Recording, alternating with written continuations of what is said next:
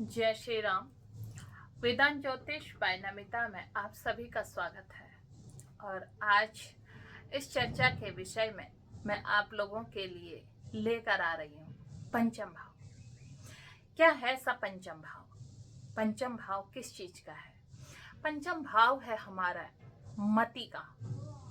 इस पर एक मैंने शॉर्ट वीडियोस भी बता रखा आपको कि मति को हमारी कैसे, जैसे मति, सुमति और कुमति ये दोनों बहनें हैं। तो कहते हैं कि सुमति आते हुए अच्छी लगती है और कुमति जाते हुए अच्छी लगती है। और ये सुमति और कुमति जो होते हैं ना, ये दोनों हमारे पंचम हाउस को रूल करते हैं। अब कैसे पता लगेगा कि हमारा जो पंचम हाउस है वो सुमति वाला है या कुमति वाला है? बहुत आसानी से हम इसका पता लगा सकते हैं। वैसे पंचम भाव में जो आपको पता है, अगर हमारे छठे घर का, आठवें घर का और 12वें घर का स्वामी आते हैं तो इसे बहुत अच्छा नहीं माना जाता है। लेकिन मैं आपसे कहती हूँ कि अगर हमारे पंचम भाव में जो स्वामी है 12वें का स्वामी आ जाए तो ये बहुत अच्छा है। क्यों अच्छा है? ये व्यक्ति को एक टाइम के बाद उस अवस्था में पहुंचा देता है जहां व्यक्ति को समझ में आ जाता है ये जो मोह है ना इस जगत का, ये खाली है, कोरा है। हम जिसके चक्कर में फंसे हैं ये निराधार है, आधार केवल हरि नाम है। ये कौन पहुंचाता है? ये पहुंचाता है हमें हमारा पंचम भाव का स्वामी, जब इसमें 12वें भाव का और हमारे पंचम भाव का कनेक्शन होता है। अब क्या है कि अगर सुनो, आपका लग्नेश, पंचमेश और 12th भाव का जब कनेक्शन होगा, क्योंकि लग्नेश आप स्वयं है, पंचम आपकी बुद्धि हो गई और जो 12वां भाव क्या हो गया? 12वां भाव व्यय का हो गया। अब आपने 12वें का स्वामी पंचम में बैठ गया या 12वें के स्वामी ने पंचम से संबंध बना लिया, तो पता है मोस्टली लोग आपसे कहेंगे कि आपको विदेश से बहुत लाभ होगा, आप विदेश से बहुत धन अर्जन करेंगे। लेकिन मैं आपको बताती हूं, जब भी 12वें का कनेक्शन पंचम से होगा या 12वें का स्वामी पंचम में आकर बैठ जाएगा या इसको दृष्ट करेगा, दृष्ट कहां से करेगा? दृष्टि 11th हाउस से करेगा। माना 12वें का स्वामी आपका 11th में बैठा है और वहां से वो इसको दृष्ट कर रहा है, देख रहा है, तो पता है यहां पर से ये आपकी क्या करने लग जाएंगे? आपकी जो प्रिय चीजें हैं वो आपसे छीनने लगेंगे। अब आप क्या करोगे? उसको बचाने का प्रयास करोगे। माना सबसे पहले अगर हम बात करते हैं आपकी, सबसे पहले हम जो पढ़ाई की विद्या काल में आपको कुछ अच्छी चीजों से ये अपवंचित कर देंगे। माना आपने साइंस लेनी है या आपने कुछ और अच्छा एजुकेशन लेनी है तो उससे आपको रोक देंगे। रुकेगा कैसे? परिवार में कोई ऐसी बाधाएं आ जाएंगी। अब इसके चलते चलते आपके जीवन में किसी से प्रेम हो गया आपको, अब वो क्या करेगा? यहां पर से आपका प्रेम भी आपसे छिन जाएगा, आपको वो भी नहीं मिलेगा। अब जिससे आपका विवाह हुआ, विवाह होने के बाद आपको इतने उस व्यक्ति से कष्ट मिले कि आपकी जागृति हो जाएगी। कौन कर रहा है? ये 12वां भाव कर रहा है। अब अगर आप ये पहले ही देख लेते कि मेरा जो 12वां भाव है उसने पंचम भाव के साथ संबंध बना रखा है, तो मैं ईश्वर की उपासना में अपना समय लगाऊं और इस जगत से जो मैं ले रहा हूं, मेरा काम लेने का नहीं है, मेरा काम देने का है। और ये हमें पहले ही समझ में आ जाता है। अब ये जिसको समझ में नहीं आता तो फिर बार बार वो इतना उसको प्रकृति रुलाती है, वो इतना रोता है, क्योंकि वो उसके पूर्व जो पुण्य कर्म होता है ना वो उनको भोगता है। आप कहोगे कि पुण्य कर्मों का ऐसा भोग? जी, पिछले जन्म में उसने इतना अर्जित किया होता है, फिर वहां वो पाप पुण्य कुछ नहीं देखता। तो जो अच्छा जीवन तो मिला है उसको पुण्य कर्म से, और यहाँ जो अब वो भोग रहा है उन पापों को काट काट, जिस दिन वो पाप उसके पूरे कट जाते हैं उसी दिन उस व्यक्ति को ईश्वर से साक्षात्कार हो जाता है, वो जुड़ जाता है। और ऐसा व्यक्ति जब पूरी दुनिया इसको ठुकरा देती है तो अब यकीन जानिए इस व्यक्ति को बहुत जल्दी ईश्वर के साथ कनेक्टिविटी इसकी ऐसी हो जाती है, फिर इसको ये समझ में आ जाता है किसी चीज पर मेरा भी अधिकार नहीं है और मेरे ऊपर भी किसी का अधिकार नहीं है।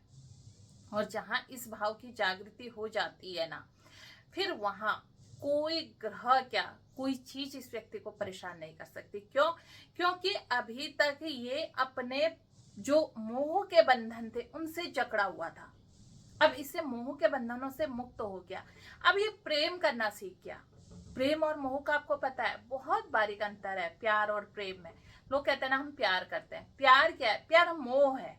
और अगर किसी ने कहा कि हम प्रेम करते हैं, प्रेम मोह नहीं है, प्रेम बांधता नहीं है, प्रेम छोड़ता है, प्रेम एक नदी है। और जो प्यार है ना, प्यार गहरी झील है।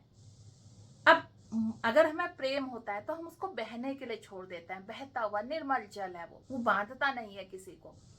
अंततः वो सागर में पहुंचता है। वो सागर कौन सा है? वो सागर हरि का है। और जब हम उस सागर में पहुंच जाते हैं तो हम लीन हो जाते हैं किसके प्रेम में? ईश्वर के प्रेम में। ये प्रेम है। मोह में, मोह ठहरा हुआ पानी है। अब ठहरा हुआ पानी कहीं बह नहीं रहा है तो वो क्या करेगा? वो आपको भी वहीं बांधेगा, अपने आसपास आसपास बांधेगा।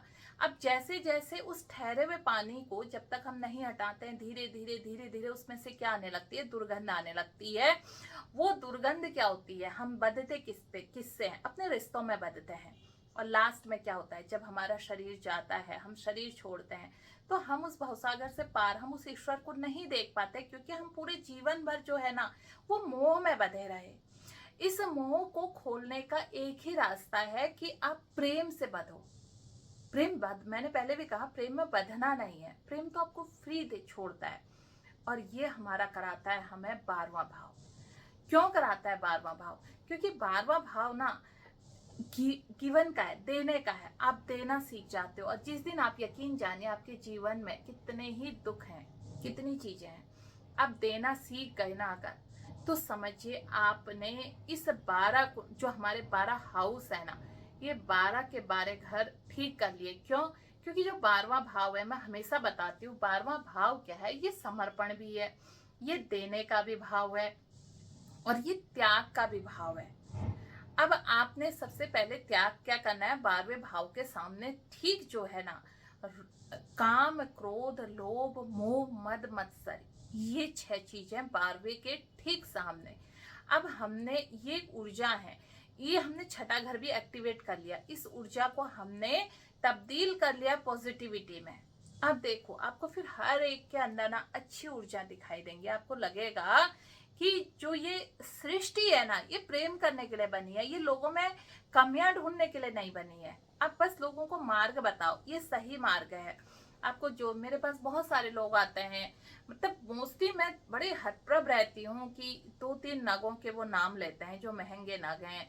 नीलम हो गया, इसके अलावा आपका जो पन्ना हो गया, और गोमेद हो गया, राहु का नग है।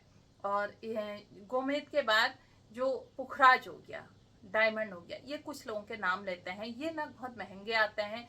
तो इनको, अब जो, अगर मैं कहूँ तो, अगर सबसे सस्ता नग रहस्यमय है केतु का, उस पर कोई फोकस ही नहीं करता, कोई नहीं बताता है। क्यों बताएंगे? लेकिन मैं यकीन के साथ कहती हूँ, अगर आप इन सब चीजों को छोड़ के आप अपनी चीजों को, हमारे ग्रह ना हमारे अंदर है, आप माणिक सूर्य का नग पहनेंगे, उससे बेहतर है आप संवाद कीजिए। सूर्य जब उदय होता है ना, उदय होते हुए सूर्य की किरणों में जब आप खड़े होंगे ना, तो यकीन जानिए माणिक से कहीं बेहतर वो वर्क करेगा। लेकिन आप भी तो नहीं मानते ना, आपको भी तो चाहिए कि हमें ये नग बताएं, हमें बहुत सारी अनुष्ठान, ऐसी ऐसी चीजें बताएं। सही चीज तो आपको भी कम समझ में आती है, इसीलिए लोग आपका उपयोग करते हैं वहां पर को। अब अगर आपके उसमें देखा कि 12वां भाव का स्वामी 5th हाउस में गया है, तो ये कैसे मति को दुर्मति कर देता है। या यहाँ का स्वामी 12वें में बैठ गया तो ये आपकी मति का व्यय कर देता है। यहाँ पर आपको ना फिर समझ में नहीं आता है कि मुझे कौन सही रास्ता बता रहा है, कौन गलत रास्ता बता रहा है। आप अपनी बुद्धि को ना दूसरे के उसमें रख देते हैं, कहते हैं ना, अपनी बुद्धि उठाकर दूसरे को दे देना। अब आपकी बुद्धि वो चला रहा है, आप नहीं चला रहे हैं, आप कठपुतली बन गए हैं। तो कठपुतली मत बनना।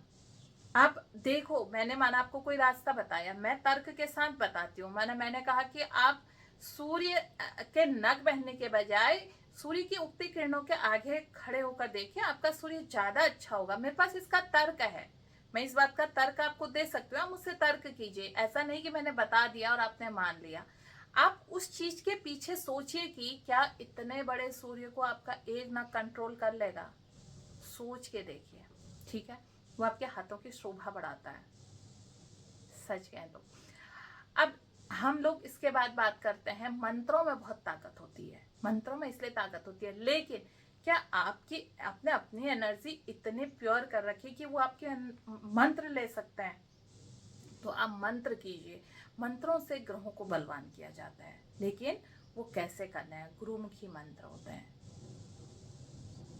इसी से आपकी जो बुद्धि है ना, वो सद्बुद्धि में बदल जाएगी। मैंने कहा ना कि एक बार ब्रह्मा से प्रश्न किया था कि सुमति और कुमति में से, हम दोनों में से आपको कौन ज्यादा, आप किसको ज्यादा प्रेम करते हैं? तो ब्रह्मा ने उत्तर दिया कि सुमति, जब तुम आती हो ना तो मुझे आती हुई बहुत अच्छी लगती हो। कुमति, जब तुम जाती हो ना तो मुझे तुम जाती हुई बहुत अच्छी लगती हो। तो इसलिए मुझे दोनों से प्यार है। तुम्हारा जाना अच्छा लगता है और तुम्हारा आना अच्छा लगता है। तो इसलिए अपनी बुद्धि को जागृत कीजिए। अपने बुद्धि के पंचम भाव में देखिए कौन से ग्रह बैठे हुए हैं। और मैं इसका अभी आपको, जब पंचम भाव में ना आपका छठा, आठवां और 12वां भाव का स्वामी इतना खतरनाक नहीं है पंचम में बैठना, जितना 11th हाउस का स्वामी अगर पंचम को देख रहा है या पंचम में बैठ रहा है, तो आपको सावधान होने की जरूरत है। ये मैं आपको अगले उसमें अवश्य बताऊंगी। अगर अभी तक आपने मेरा चैनल सब्सक्राइब नहीं किया है तो आप चैनल को सब्सक्राइब कीजिए, लाइक कीजिए, शेयर कीजिए। फिर मिलती हूँ मैं आपसे अगले वीडियो में। जय श्री राम, नमस्कार, धन्यवाद।